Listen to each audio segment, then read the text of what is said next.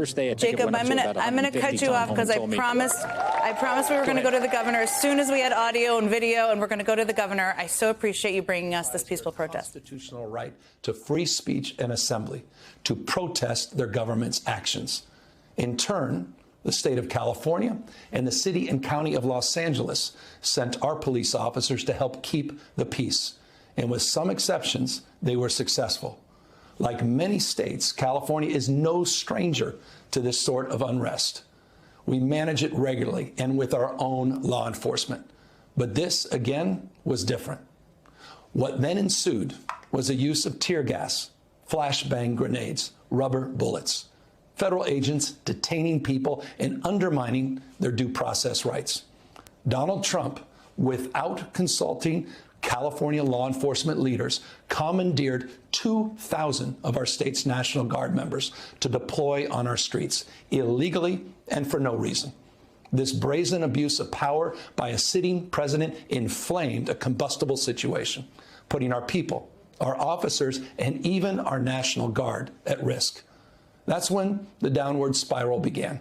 He doubled down on his dangerous National Guard deployment by fanning the flames even harder. And the president, he did it on purpose. As the news spread throughout LA, anxiety for family and friends ramped up. Protests started again. By night, several dozen lawbreakers became violent and destructive. They vandalized property. They tried to assault police officers. Many of you have seen the video clips of cars burning on cable news. If you incite violence, I want to be clear about this. If you incite violence or destroy our communities, you're going to be held to account. That kind of criminal behavior will not be tolerated, full stop. Already more than 220 people have been arrested, and we're reviewing tapes to build additional cases, and people will be prosecuted to the fullest extent of the law.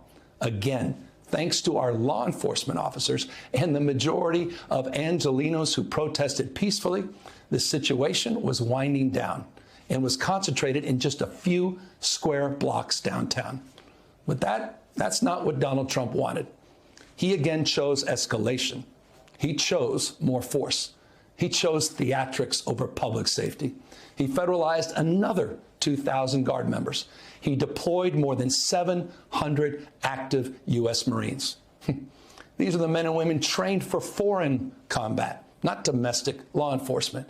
We honor their service. We honor their bravery. But we do not want our streets militarized by our own armed forces, not in L.A., not in California, not anywhere.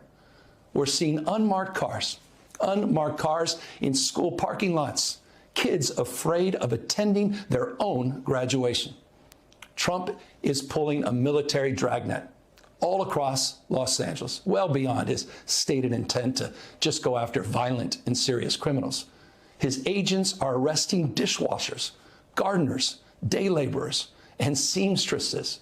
That's just weakness masquerading as strength. Donald Trump's government isn't protecting our communities. They're traumatizing our communities. And that seems to be the entire point. California will keep fighting. We'll keep fighting on behalf of our people, all of our people, including in the courts. Just yesterday, we filed a legal challenge to Donald Trump's reckless deployment of American troops to a major American city. Today, we sought an emergency court order to stop the use of the American military to engage in law enforcement activities across Los Angeles. If some of us could be snatched off the streets without a warrant, based only on suspicion or skin color, then none of us are safe. Authoritarian regimes begin by targeting people who are least able to defend themselves, but they do not stop there. Trump and his loyalists, they thrive on division because it allows them to take more power and exert even more control. And by the way, Trump, he's not opposed to lawlessness and violence as long as it serves him. What more evidence do we need than January 6th? I ask everyone, take time, reflect on this perilous moment. A president who wants to be bound by no law or constitution, perpetuating a unified assault on American traditions. This is a president who in just over 140 days has fired government watchdogs that could hold him accountable for corruption and fraud. He's declared a war on culture, on history, on science, on knowledge itself. Databases, quite literally, are vanishing. He's delegitimizing news organizations, and he's assaulting the First Amendment. And the threat of defunding them, at threat, he's dictating what universities themselves can teach. He's targeting law firms and the judicial branch that are the foundations of an orderly and civil society. He's calling for a sitting governor to be arrested for no other reason than to, in his own words, for getting elected.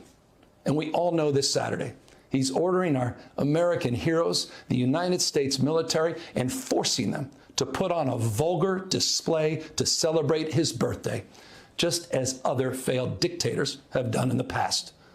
Look, this isn't just about protests here in Los Angeles. When Donald Trump sought blanket authority to commandeer the National Guard, he made that order apply to every state in this nation.